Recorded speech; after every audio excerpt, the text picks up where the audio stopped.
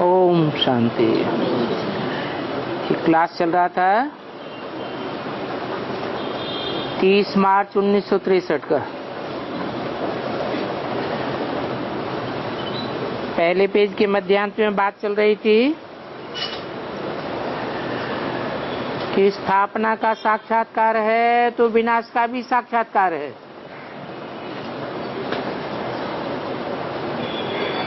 तुमको हेवन का साक्षात्कार कौन कराते हैं? जरूर जो स्थापना करने वाला है वो हेवन का साक्षात्कार भी कराते हैं, क्योंकि परमात्मा ही तो नई दुनिया रचेंगी ना। वहां हेवन में गॉड गॉडेस का राज्य था और वो मनुष्य सृष्टि भी जरूर वृद्धि को पाती है।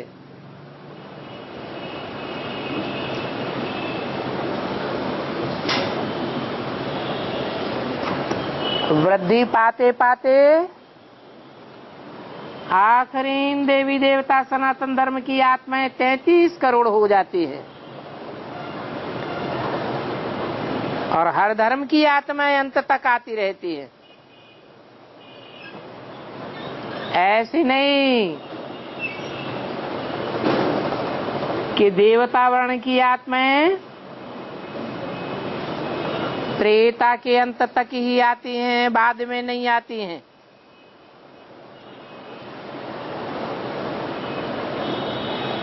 तो 33 करोड़ देवताएं गए हुए हैं। ये राधा कृष्ण लक्ष्मी नारायण ये सब देवताएं थे।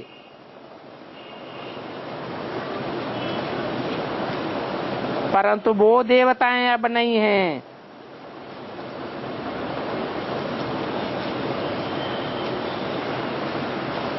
तो हिस्ट्री मस्ट रिपीट। फिर से कलयुग के बाद सतयुग आना चाहिए।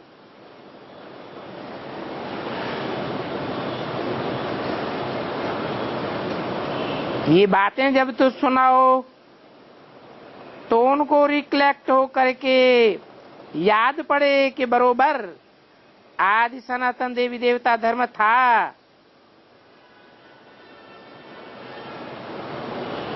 नर को नारायण और नारी को लक्ष्मी बनाने वाला था और वो भगवान ही था। वो बनने वाले भगवान भगवती थे। उसको स्वर्ग कहा जाता है क्योंकि वहां सब स्व स्थिति में रहने वाले थे।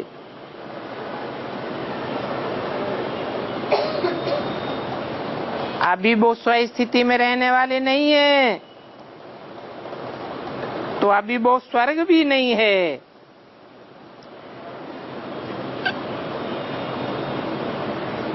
क्योंकि सतो प्रधान दुनिया तमो प्रधान भी बनेगी ना।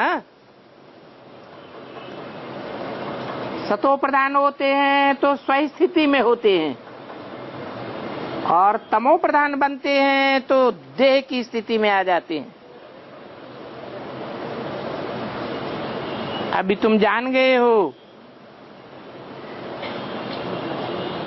इन स्व स्थिति और परिस्थिति की बातों को समझाने में भी मजा आता है।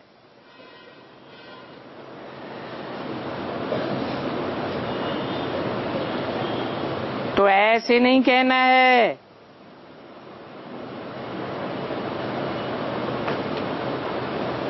कि भारत 5000 वर्ष पहले स्वर्ग था।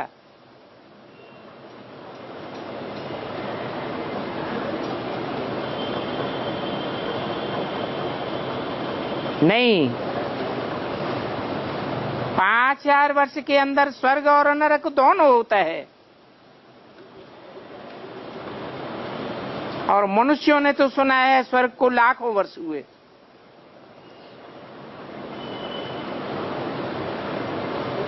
अभी तुम तो बताते हो कि सिर्फ 5000 वर्ष हुए जब देवताओं का राज्य शुरू हुआ था, और सभी धर्म तो बाद में आए हैं। तो ये सारी बातें रिकलेक्ट करनी पड़े। जैसे कोई बाबा से जीवन कहानी पूछते हैं तो बाबा की जीवन कहानी की बातें रिकलेक्ट करनी पड़ती हैं।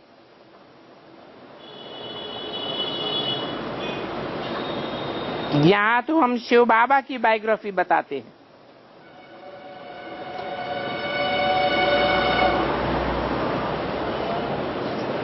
वो तो आसुरी मनुष्यों की बायोग्राफी लिखते हैं।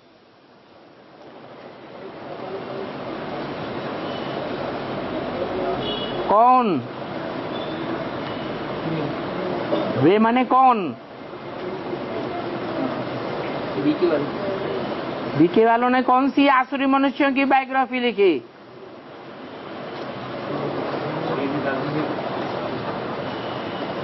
ब्रह्मा बाबा की जीवन कहानी लिखी ना, तो परमात्मा की जीवन कहानी थी या शिव बाबा की जीवन कहानी थी? शिव बाबा की जीवन कहानी का मुख्य काम कौन सा है? कर्तव्य दिखाना पड़े ना। शिव बाबा की जीवन कहानी का मुख्य अंश वो है जो और कोई धर्म पिताओं का नहीं है। कोई भी धर्म पिता ने स्वर्ग की स्थापना नहीं की और नरक की दुनिया का विनाश नहीं किया। ये काम एक ही शिव बाबा करते हैं। पतित दुनिया को खलास करके नई पावन दुनिया स्थापन करना एक ही परमपिता परमात्मा का कार्य है। तो ये तो मुख्य कार्य है जो उनकी जीवन कहानी में आना चाहिए।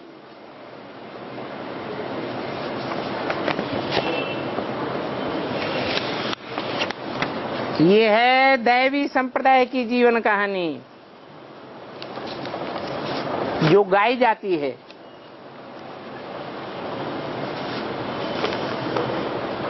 30-3-63 की वाणी का दूसरा पेज। आज से 5000 वर्ष पहले लक्ष्मी नारायण का राज्य था।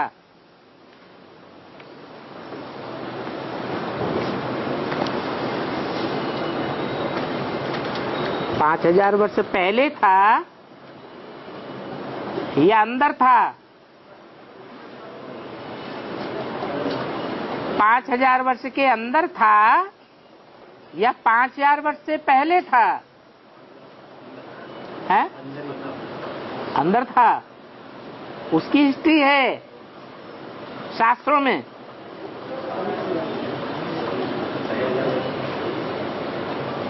जब तिथि तारीख बताई जाती है तो हिस्ट्री बताई जाती है। तो जिन लक्ष्मी नारायण के राज्य की बात शास्त्रों में आई है वो नर से नारायण बनने वाले थे। कहेंगे संगम युग था। स्वर्णिम संगम युग में लक्ष्मी नारायण का राज्य था। तो फिर उसके पहले क्या था? जरूर कहेंगे कलयुग था। अभी भी वही कलयुग है। तो जरूर इसके बाद सतयुग होगा। तुमको तो भोलानाथ शिव ने सारा राज समझाया है। जो राज समझाया है उसी पर ये गीत बने हुए हैं। ये नॉलेज और कोई नहीं दे सकता। बड़े बड़े धर्म पिताएं आए, विद्वान पंडित आचार्य आए, कोई ने भी ये नॉलेज नहीं दी होगी। कोई बता नहीं सकता कि न लक्ष्मी नारायण को राज्य कैसे मिला, कब मिला। वो तो कह देते हैं कि गीता ज्ञान द्वापर के अंत में कृष्ण भगवान ने दिया। अरे कृष्ण स्वयं 16 कला संपूर्ण बनने वाला है या बनाने वाला है? वो तो स्वयं ही 16 कला संपूर्ण बनने वाला है। नर को नारायण बनाने का काम एक परम पिता परमात्मा का है, और कृष्ण तो बच्चा है, वो नर को नारायण कैसे बनावेगा? कलयुग अंत में तो कोई राजा रानी भारत में थे ही नहीं जिनका कोई को वर्षा मिले। न वहां कलयुग के अंत में सोने के महल होते हैं, वहां तो भारत कंगाल हो जाता है। फिर बताए कोई कि धक्क से सतयुग आदि में इतना धनमाल कहां से आ गया?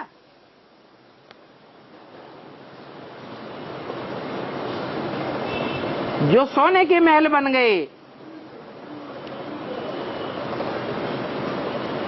इसको जादू का खेल कहेंगे। अंतिम जब विनाश होता है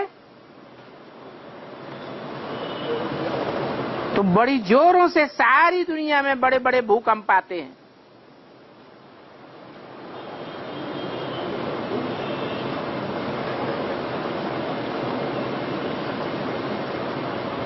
ये पत्थर के पहाड़ नीचे चले जाएंगे और सोने की खानियां ऊपर आ जाएंगी। सारी दुनिया में समंदर ही समंदर हो जाएगा। भारत में ही किनारा होगा।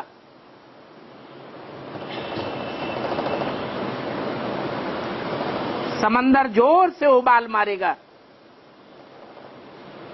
बौखलाहट आएगी।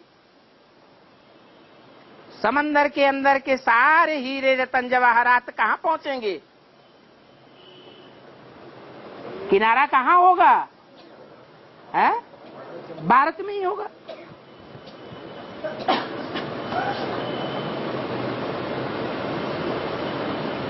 तो शास्त्रों में इसको जादू का खेल कह दिया है। बरोबर बाबा जादूगर है, जो पतित दुनिया को पावन कंगाल को एक ही जन्म में सरताज बनाई देते हैं।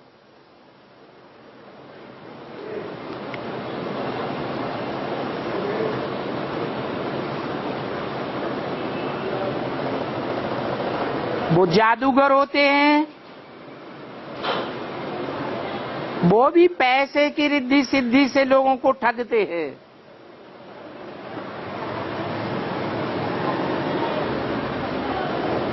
लोहा से सोना बनाई देते हैं।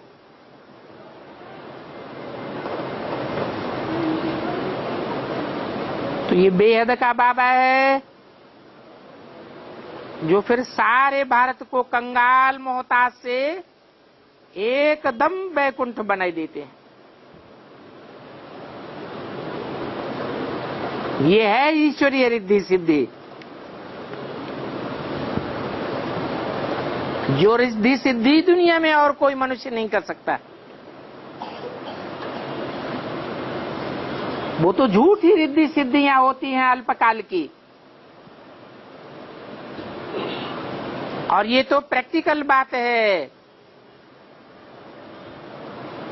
2000 साल के लिए नई दुनिया खड़ी हो जाती है।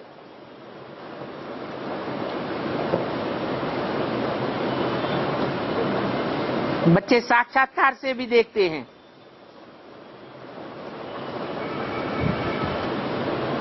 तो बच्चों को जरूर खुशी होती है, खुशी का पारा चढ़ेगा ना। हम जानते हैं बाबा स्वर्ग का मालिक बनाने के लिए हमको राजयोग सिखाए रहे हैं।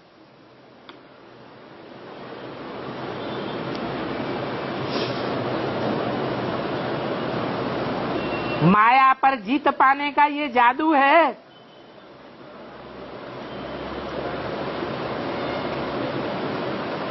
कि जादू का खेल सिखाने वाला बेहद का बाप है। ये राज की बातें हैं।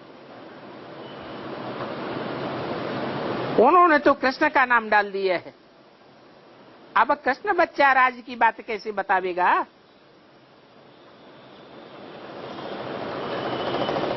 भक्ति मार्ग में तो राजाई के लिए योग नहीं सीखा जाता है। वहां तो राजाई प्राप्त करने के लिए दान पुण्य करते हैं। यहाँ तो बाबा राजयोग सिखाते हैं।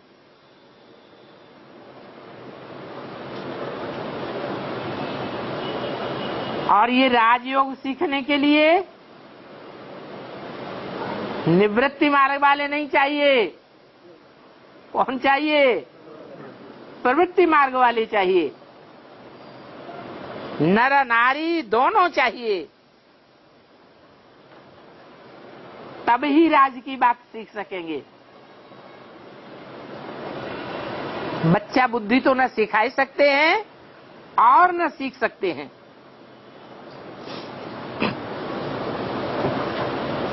उन्होंने तो कृष्ण उर्फ ब्रह्मा को ही राजयोग सिखाने वाला भगवान साकार में मान लिया है। ये सब झूठी बातें हैं। राजयोग से तो नर से नारायण बने हैं। अरे नर से कोई नारायण बना क्या? अगर नर से नारायण बना होता तो ब्रह्मा का नाम दुनिया में बाला हो जाता, मंदिर बनाए जाते, पूजा होती, मूर्तियां बनती। परंतु ब्रह्मा की तो मूर्तियां नहीं बनती हैं। उनको तो बच्चा बुद्धि कहेंगे। ब्रह्मा से ज्यादा बुद्धि तो मम्मा की चलती थी। तो ये राजयोग नर और नारी दोनों को सिखाया जाता है। ये प्रवृत्ति मार्ग का ज्ञान है।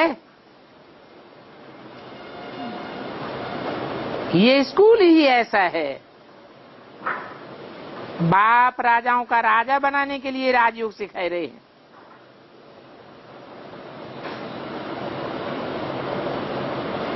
और फिर ये राजयोग कितना सहज है, इसलिए इसका नाम ही है सहज ज्ञान सहज राजयोग।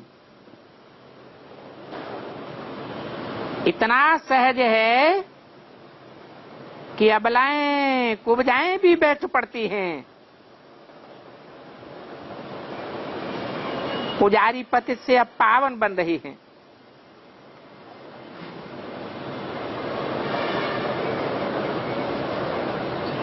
तो ये पावन बनने वाली बुढ़ियां फिर क्या करेंगी? ऐसे नहीं कि ये पावन बनने के बाद मुक्ति धाम में बैठ जाएंगी। नहीं, फिर यहां नई दुनिया में आवेंगी। पुरानी दुनिया में वापस नहीं आवेंगी। पुरानी दुनिया तो खलास हो जाएगी। पुरानी दुनिया में होता है जीवन बंध। सबका जीवन बंधन में है। भगवान आकर के जीवन बंध से मुक्ति देते हैं तो सब आत्माएं मुक्ति धाम में पहुंच जाती हैं। तो कहेंगे जीवन बंध से जीवन मुक्ति में आते हैं। अभी तो सभी कंगाल हैं।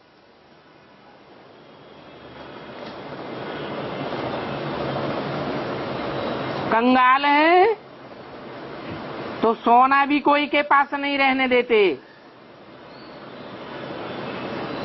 सोना भी ले रहे हैं। फिर बताओ क्या जाकर के रहेगा?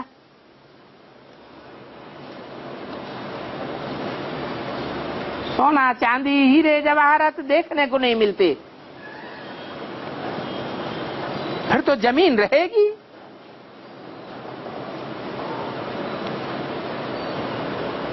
तो देखो ऐसा इंसॉल्वेंट भारत फिर धक से कितना सॉल्वेंट बन जाता है।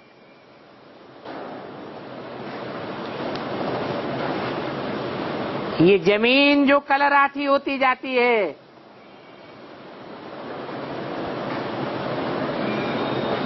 खाद के बगैर पैदाइश ही नहीं होती। ये जमीन, ये खानियां सब बर्तू हो जाएंगी। अभी तो ये सब खाली खोखली हैं।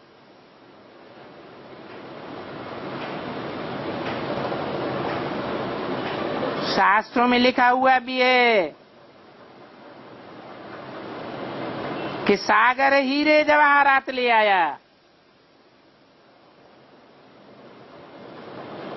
हीरे जवाहरातों की थालियां भर भर करके ले आए। कहां की कहानी है?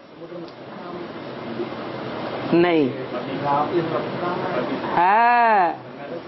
जब लंका पर चढ़ाई करने गए तो दिखाते हैं सागर को जब तीर मारा तो खानियां निकल आई, थाल में भर भर के ले आया।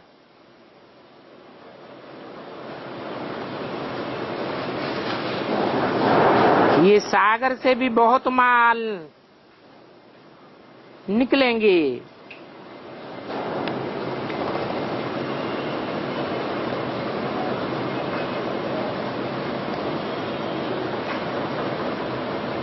और नई नई खानियों से भी ढेर के ढेर निकलते रहेंगे।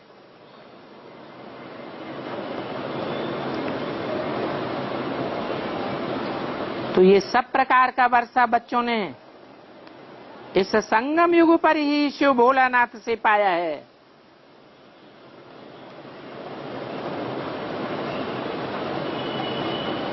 और शंकर के लिए तो दिखाते हैं कि आंख खोलने से ही विनाश हो गया।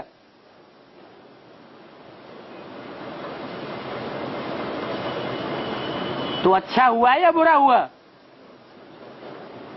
है? अच्छा हुआ तो जल्दी से आंख खोल दी जाए।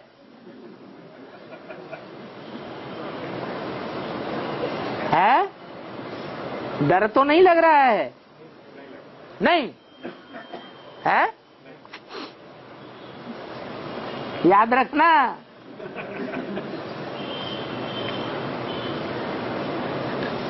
भोलानाथ तो उनको कहा जाता है जो हीरे जवाहरातों से झोली भर देते हैं।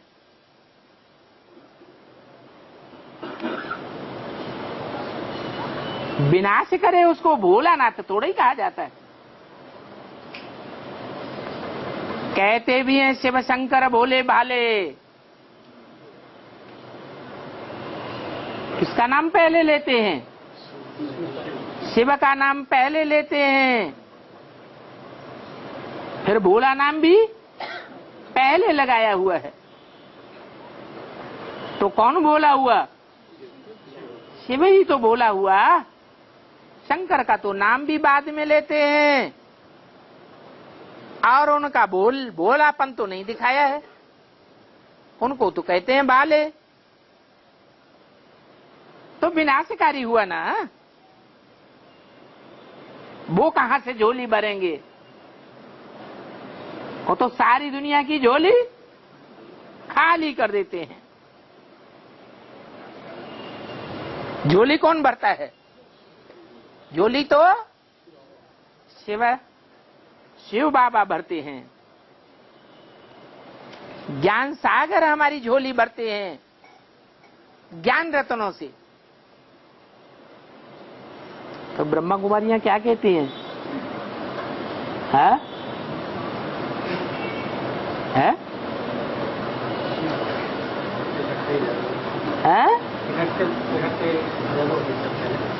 इकट्ठे हैं शिव शंकर। पैसा पहले इकट्ठे करो फिर माउंट डाउन ले जाना। नहीं, इस संबंध में जो बात हो रही है कि ज्ञान सागर शिव भोलानाथ है, वो हमारी झोली भरते हैं, और शंकर तो सारी दुनिया की झोली खाली कर देते हैं, आंख खोली और विनाश कराए देते हैं।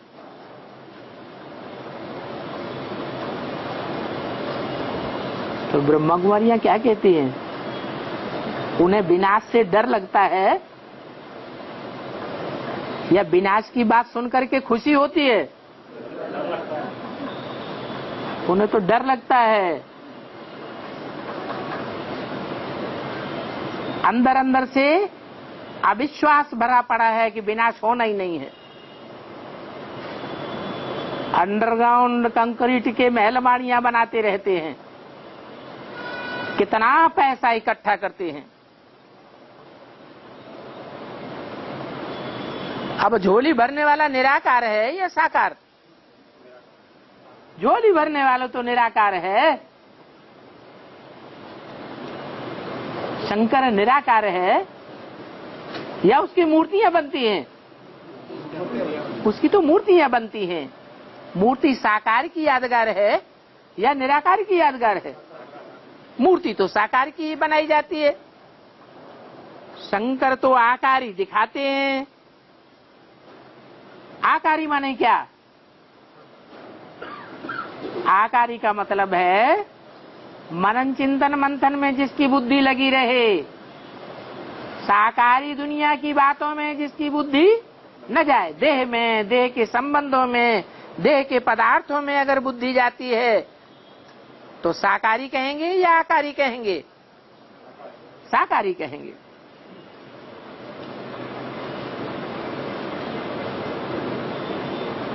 तो शंकर रचना है कि रचयिता है?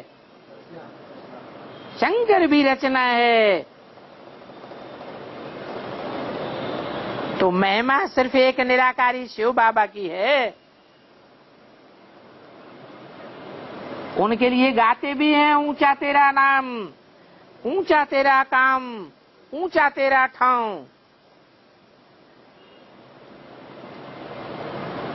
बाबा कहते हैं मैं कालों का काल हूं। क्या? बड़े से बड़ा काल कौन है?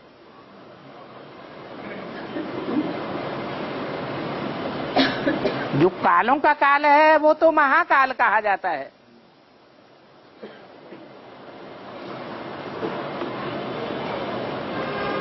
फिर आखिरी काल कौन है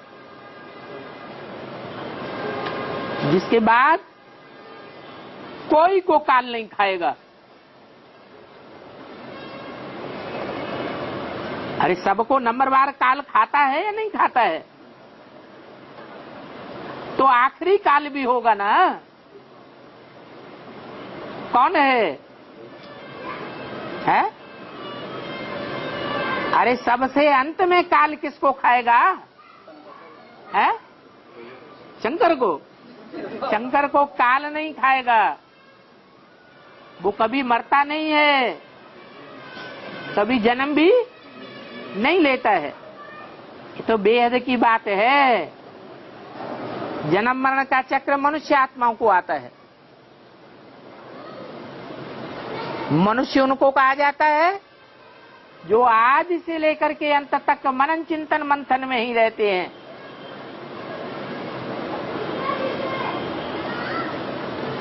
अपने पुरुषार्थ से सदैव के लिए निराकारी स्टेज में नहीं जा पाते।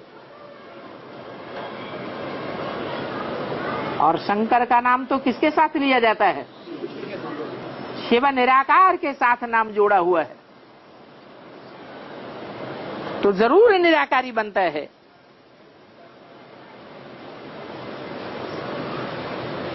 अभी तो मैं कहता हूं मैं गाइड बन करके आया हूं। शंकर कोई गाइड नहीं है। मेरे पीछे सभी मच्छरों से दस जावेंगे।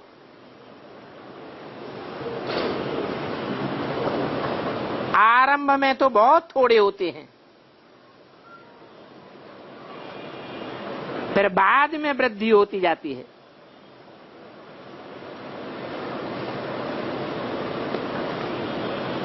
झाड़ सतो प्रधान से अवश्य तमो में आएगा।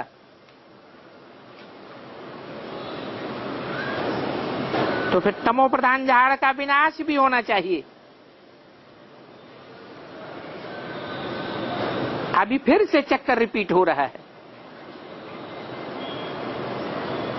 परंतु इस हूबहू रिपीटेशन के राज्य को, इस राज को अनन्य बच्चे ही समझ सकते हैं, नहीं तो संशय पैदा होता रहता है।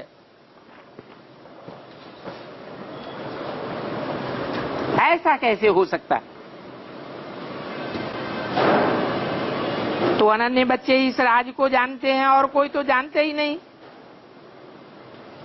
कि स्वर्ग में क्या था।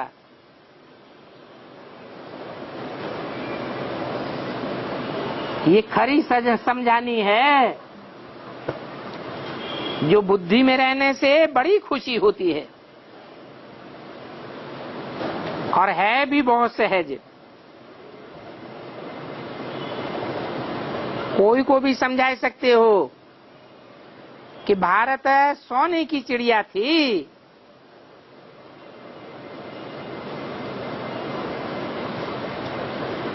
क्या मतलब है? सोने की चिड़िया का मतलब क्या है? हाँ, ऐसी चिड़िया थी जिसको हर धर्म के, हर देश के लोग अपनी मुट्ठी में करना चाहते थे।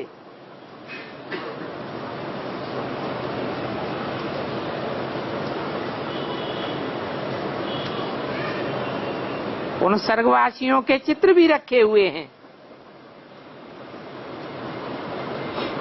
वो चित्र कौन से युग के हैं? जो चित्र रखे हुए हैं स्वर्गवासियों के, वो कौन से युग के हैं? अरे हैं?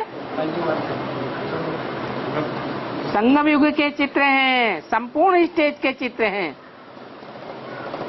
न सतयुग के हैं न कलयुग के हैं। पूछेंगे ये क्राइस्ट का चित्र कब का है, तो कोई भी झट बतावेंगे ये 2000 वर्ष पहले का है।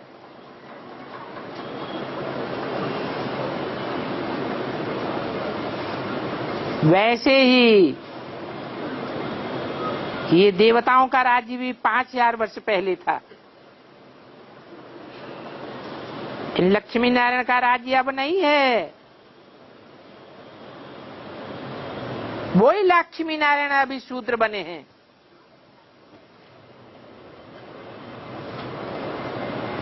कब की बात हुई? शूद्र बने हैं। है? अभी कलयुग नहीं है? अभी है या नहीं? संगम युग है। तो संगम युग में ब्राह्मण होते हैं या शूद्र होते हैं? यहाँ तो कहा वही लक्ष्मी नारायण अभी शूद्र बने हैं। कब की बात हुई? 63 में ये वाणी चली। उस समय कोई ब्राह्मण थोड़े ही थे, शूद्र वंश में थे या ब्रह्मा द्वारा ब्राह्मण बन चुके थे? शूद्र वंश में थे। फिर अभी शूद्र से ब्राह्मण बन रहे हैं। टाइम चल रहा है। ये शूद्र से ब्राह्मण बनने का टाइम उन्होंने लक्ष्मी नारायण के लिए कब तक के लिए निर्धारित किया? 63 से लेकर है नहीं 69 18 जनवरी तक।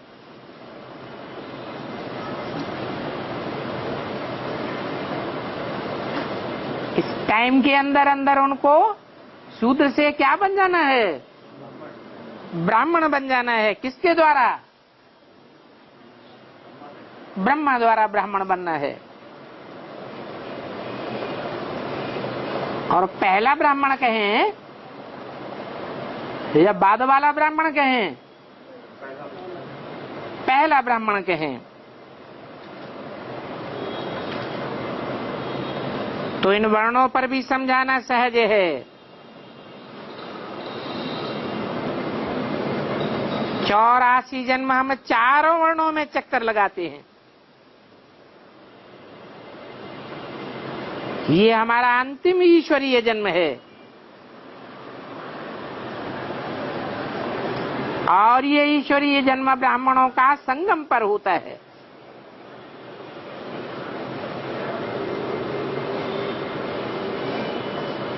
कब तक?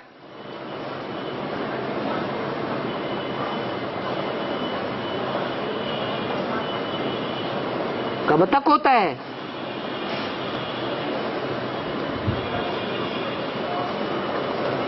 फिर ब्राह्मण से क्या बनते हैं? देवता बनते हैं। तो कोई टाइम निर्धारित होगा कि देवता वर्ण में कब तक जन्म लेते हैं।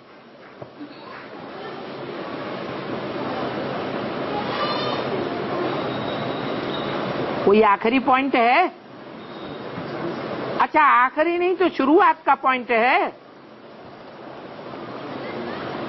है?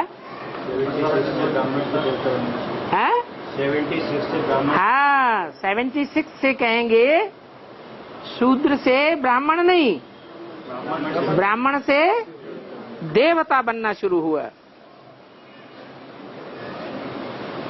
क्योंकि ब्रह्मा द्वारा शूद्र को ब्राह्मण बनाते हैं, फिर ब्राह्मणों को बाप डायरेक्ट आकर के शिक्षा देकर ब्राह्मण से देवता बनाते हैं।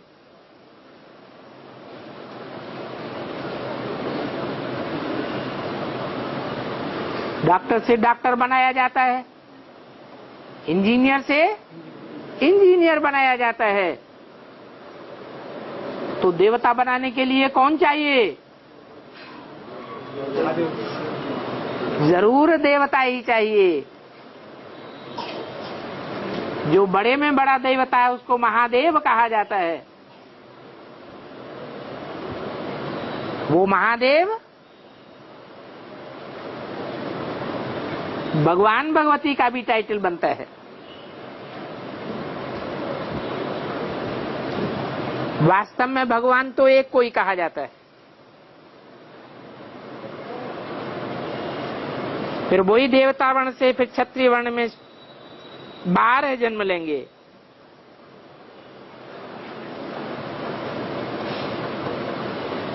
क्यों?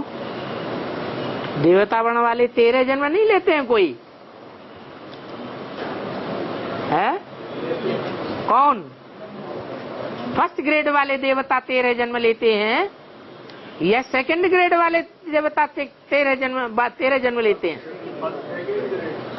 सेकंड ग्रेड वाले देवता जो डायरेक्ट नर से नारायण बनने वाले नहीं हैं, वो 13 जन्म त्रेता में लेते हैं।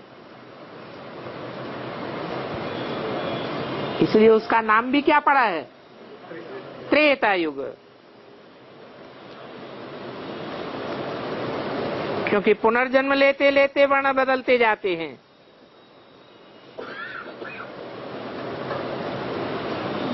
हम ही इन वर्णों में ट्रांसफर होते हैं। पुनर्जन्म लेते लेते सतो प्रधान से सतो, फिर रजो, फिर तमो में जाते हैं। तो बताओ, सबसे जास्ती अलौकिक जन्म किस समय का है? सतयुग का है, त्रेता का है, द्वापर का है या कलयुग का है? संगम युग का है। जो अच्छे अच्छे बच्चे हैं उनको तो ये ज्ञान की बातें जैसे उंगलियों पर याद रहती हैं। ये भी बायजोली है अथवा कहें स्वदर्शन चक्र है। स्वात्मा को अपने 84 जन्मों के चक्कर का ज्ञान मिला है। कि हम कैसे कैसे, कहां कहां, किस नाम रूप से, कौन कौन से स्थान पर 84 जन्म लेते हैं।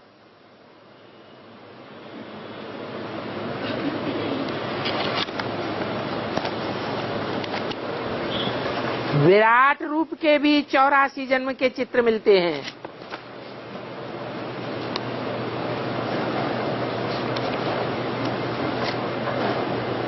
क्या कहा? वो विराट रूप को जो दिखाया है वो कोई संगम युग का नहीं है। उसमें देवताएं भी दिखाए हैं, राक्षस भी दिखाए हैं, जानवर भी दिखाए हैं।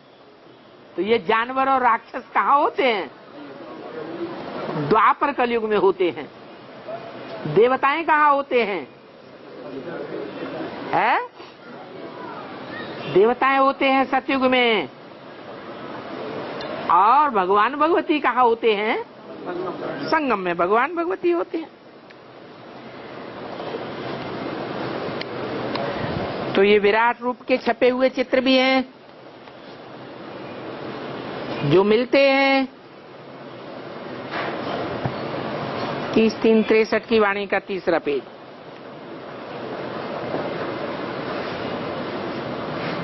तो उन विराट रूप के चित्रों पर भी समझा सकते हो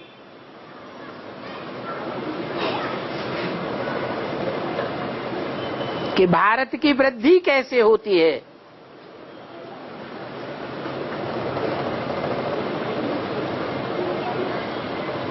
भारत वर्णों में कैसे आते हैं।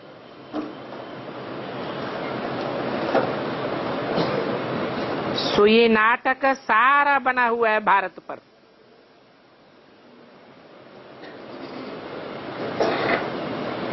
इसलिए मुरली में बोला है ये रामायण की कहानी सारी भारत पर है, परंतु समझाने का खैर चाहिए। रामायण की कथा कहानी भारत पर है या राम के ऊपर है? है? राम के ऊपर है।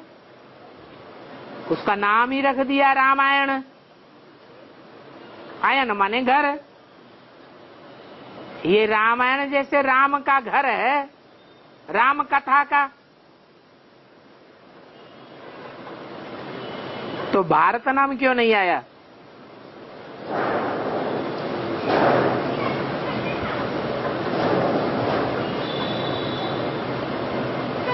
क्योंकि राम को कौन से युग में ले गए हैं? त्रेता में ले गए हैं। अब हर एक को अपना धर्म प्रिय है।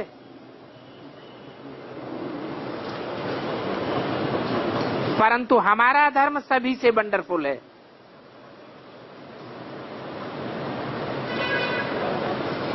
क्योंकि और धर्म वाले इस्लामी, बौद्धी, क्रिश्चियन इन वर्णों में नहीं आते हैं। आते हैं वो ब्राह्मण बनते हैं, ब्राह्मण ही नहीं बनते पूरे। बनते भी हैं तो नीची कुरी के ब्राह्मण बनते, पक्के ब्राह्मण नहीं बनते। तो नयन वर्णों में आते हैं, नयन बातों को लोग समझेंगे। जो हमारे पक्के देवता धर्म वाले होंगे वो ही इन बातों को समझेंगे। तो उन्हों को समझा सकते हैं कि कैसे अब हम ब्राह्मण ईश्वरीय संतान हैं।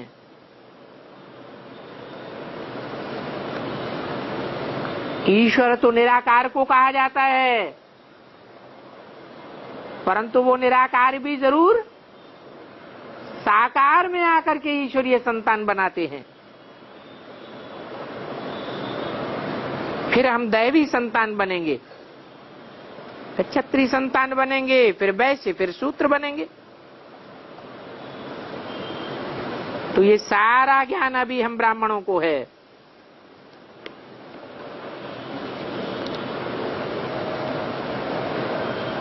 और जो पक्के ब्राह्मण होते हैं उन्हीं का ही तीसरा नेत्र खुलता है।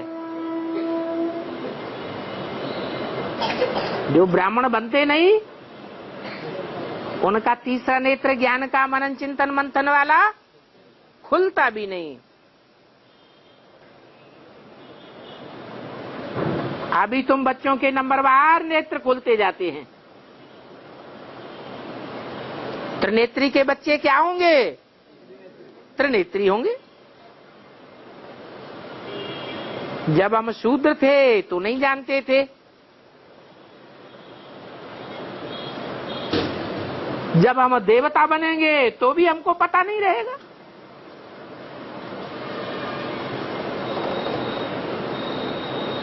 अगर पता पड़ जाए तो क्या होगा? है? अगर देवताओं को पता पड़ जाए इस ज्ञान का तो क्या नुकसान हो जाएगा? उनको दुख पैदा हो जाएगा कि हम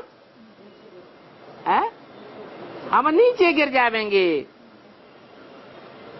तो वहां तो दुर्गति होती ही नहीं, मन में दुर्गति की कोई भी बात आती ही नहीं। तो इस समय सारा दिन नॉलेज बुद्धि में फिरता रहे तो जरूर तुम्हारी बुद्धि में खुशी का पारा चढ़ा रहेगा। परंतु क्या परंतु है? परंतु ये दुनियावी माया बुलाए देती है।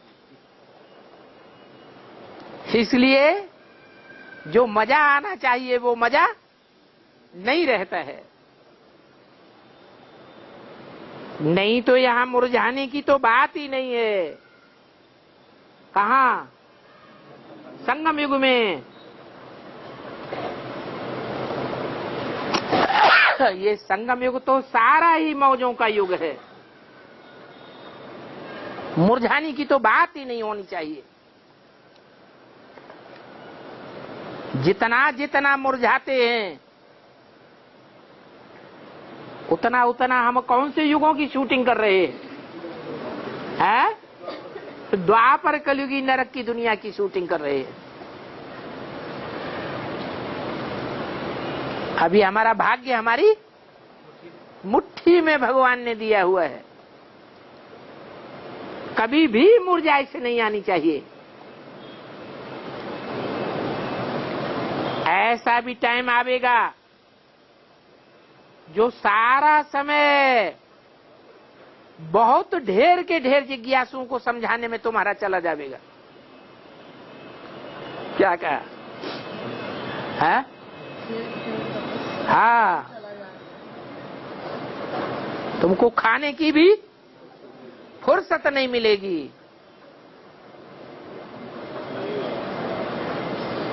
दान देते रहेंगे तो फिर खुशी का पारा ऑटोमेटिक तुम्हारा चढ़ता जाएगा।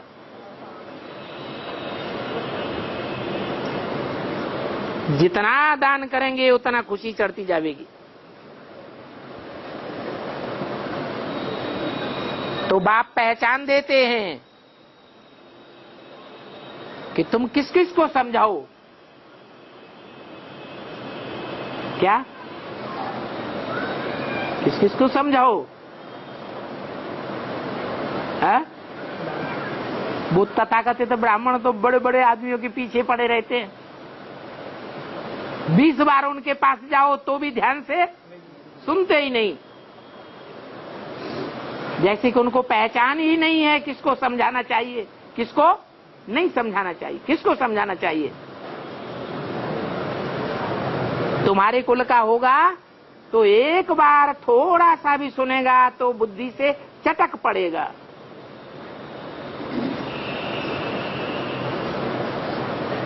फिर और बातों में उसकी बुद्धि नहीं लगेगी। ऐसों को फिर खुद समझाना चाहिए। तो बाप कहते हैं एक तो वानप्रस्थियों को समझाओ।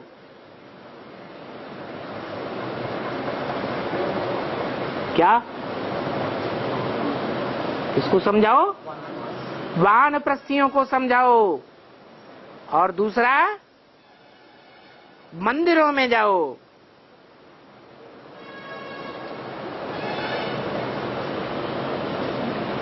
हद में भी वानप्रस्थी होते हैं, बेहद में भी होते हैं। हद में भी मंदिर हैं और बेहद में मंदिर कौन से हैं? है? कौन से मंदिर हैं?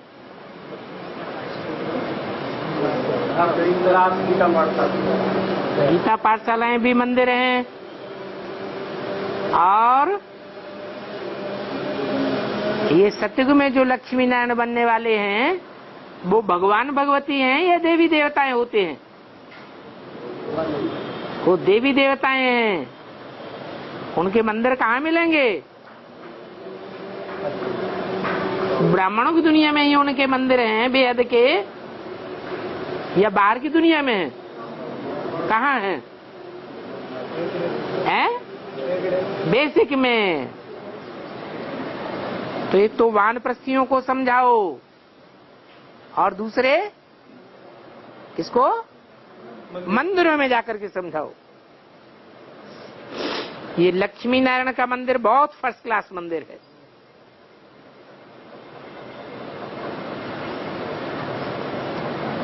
लक्ष्मी नारायण के चित्र पर समझाना बहुत अच्छा है।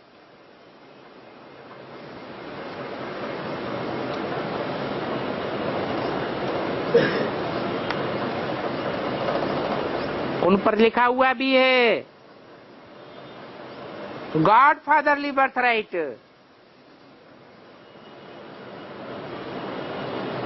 उन्हों को वर्षा मिला है गॉड का, तभी तो गॉड गॉडेस कहे जाते हैं।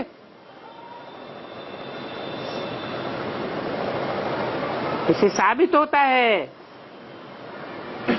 कि गॉड फादर भगवान ही स्वर्ग की स्थापना करते हैं।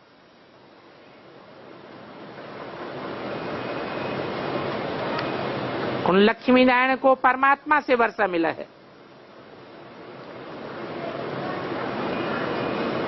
तो लक्ष्मी नारायण के मंदिर में भाषण करना सबसे अच्छा है। इसलिए बाबा लक्ष्मी नारायण के चित्र पर समझानी भी लिखवाए रहे हैं, चित्र बनवाए रहे हैं। उनकी बायोग्राफी भी लिखेंगे तो मनुष्य समझेंगे। जैसे कल्प पहले चित्र बनाए हैं वैसे ही बनावेंगे। हमारा पुरुषार्थ कल्प पहले मुवाफिक चल रहा है।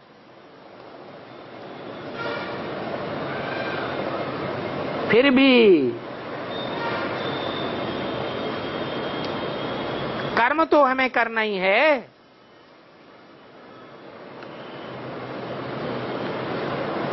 कर्मेंद्रियां कर्म के बगैर नहीं रह सकती। कर्मधारा तो चलती रहेगी, कोई बैठ तो नहीं जाना है। परंतु इन बातों को समझाने में मैनर्स भी बहुत अच्छे चाहिए।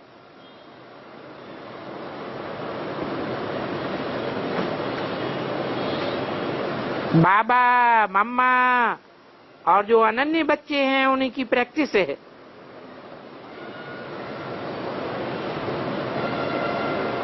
पहले पहले इंडिविजुअल समझाने की प्रैक्टिस करनी चाहिए।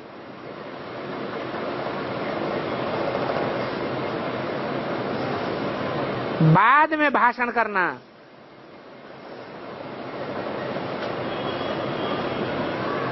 जनरल भाषण करने का पुरुषार्थ करना है।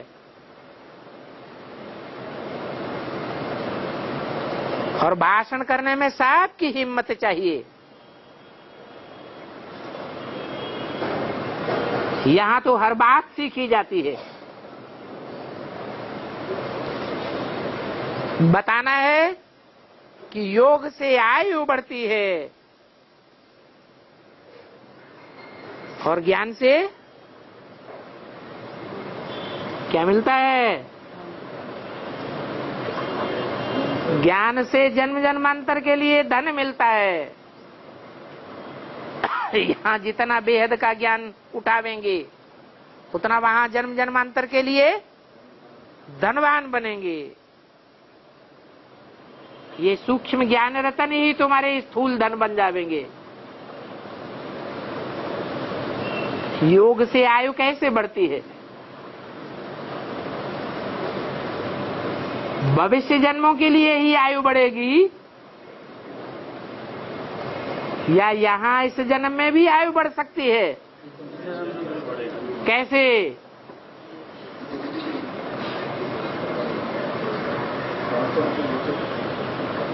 आत्मिक स्थिति एक ऐसी स्थिति है जिसमें कर्मेंद्रियों के किए हुए कर्म का कोई हिसाब किताब नहीं बनता है।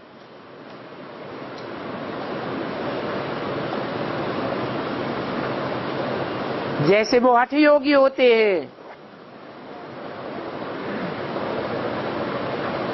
कहते हैं हर मनुष्य आत्मा के जीवन में श्वासें हैं। जितनी श्वासें हैं उतनी आयु होगी। तो वो तो कुंभक लगा करके श्वास रोक करके बैठ जाएंगे, समझते हमारी इससे आयु बढ़ जाएगी। परंतु श्वास रोकने की बात नहीं है, ये तो आत्मिक स्थिति में बैठने की बात है। निरंतर आत्मिक स्थिति पक्की हो जाए, जिनकी आत्मिक स्थिति पक्की होती जाएगी उनकी भूख प्यास भी कम होती जाएगी। ये पाठशाला है जहां मनुष्य से देवता बनते हैं। इस सतयुग में देवी देवताएं थे, ये तो झूठ खंड है। झूठ खंड में झूठ बोलने वाले, दुख देने वाले राक्षस होंगे या देवता होंगे? अभी तो वो देवताएं नहीं है। कर्म इंद्रियों से दिव्य कर्म करने वाले कोई भी नहीं है। इंद्रियां कंट्रोल से बाहर हो जाती हैं। अभी नहीं है, फिर होने चाहिए। भगवान आए, आप समान शांति का सागर, सुख का सागर बनाते हैं। नंबरवार, अभी हम नंबरवार दैवी गुण धारण करते हैं तो देवी देवता बनते हैं। और बनना है तो बहुत सहज है। परंतु आज की दुनिया के जो बड़े बड़े आदमी हैं, उनको ये ज्ञान उठाना बहुत मुश्किल है।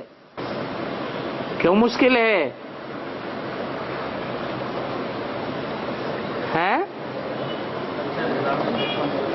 क्योंकि उनको दुनियावी मान मर्तबा बहुत चाहिए।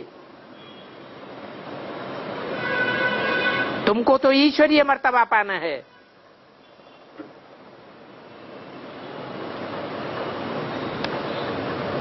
तो दुनियावी बड़े बड़े आदमियों पर वायलेंस की जिम्मेवारी है।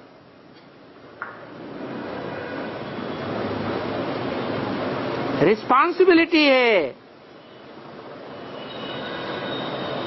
तो उसमें ही बिजी हो जाते हैं।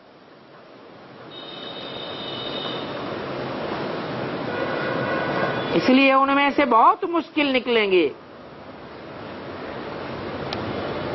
और तुम्हारे पास देखो कौन है? दुनियावी मान मर्तबे वाले बड़े बड़े आदमी हैं या अहिल्याएं गणिकाओं की संख्या ज्यादा है?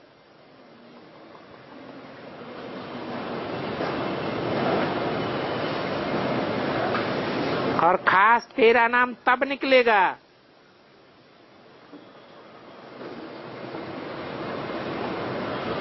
जब भीलनियों गणिकाओं की सभा में भाषण करेंगे और वो भाषण के दौरान साक्षात्कार में चली जाएंगी।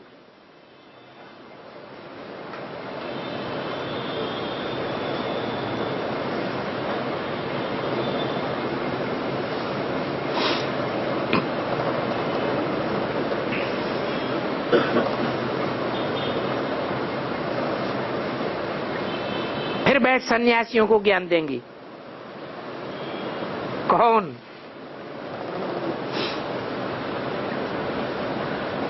जब वो सन्यासियों को बैठ ज्ञान देंगी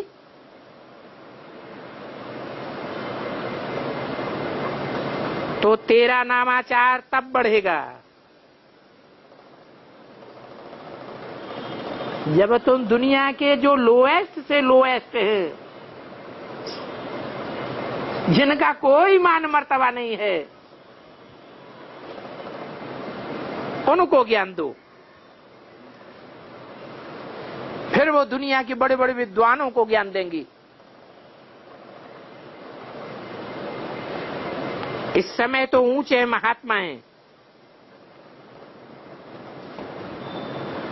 उन बड़े बड़े सन्यासियों महात्माओं को तुम ही ज्ञान देंगे।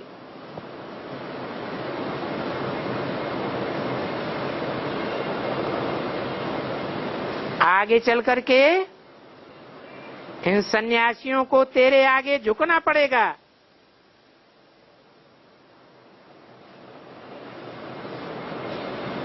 अभी तो तेरा बहुत सामना करते हैं और आगे और भी करेंगे। तुम्हारी तो शक्ति सेना है, फिर तेरा नाम बहुत बाला हो जाएगा।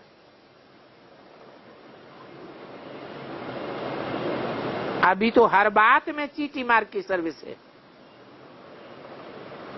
चीटी कैसे चलती है? धीरे धीरे चलती है। फिर हर बात में बेहंग मार की सेवा होगी। बेहंग माना क्या? बड़े बड़े पक्षी होते हैं, उनको बेहंग कहा जाता है। जैसे मोटर पहले बनने में 3-4 वर्ष लगे थे, फिर 3-4 महीने लगे।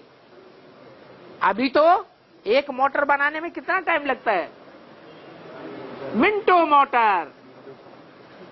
1 मिनट में एक मोटर तैयार हो जाती है बड़े बड़े कारखानों में।